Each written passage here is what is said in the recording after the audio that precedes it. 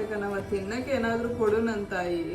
ಅಜ್ಜಿ ಅಡುಗೆ ಏನು ಮಾಡಿಲ್ಲ, ಒಂದೆರಡು ನಿಮಿಷ ಇರಿ ಬರ್ತೀನಿ. ಸರಿ ಕಣವ. ಅಜ್ಜಿ ತಗೊಳ್ಳಿ, ಅಡುಗೆ ಏನು ಮಾಡಿಲ್ಲ, ಹೊರಗಡೆ ಏನಾದರೂ ಊಟ ಮಾಡ್ಕೊಬಿಡಿ.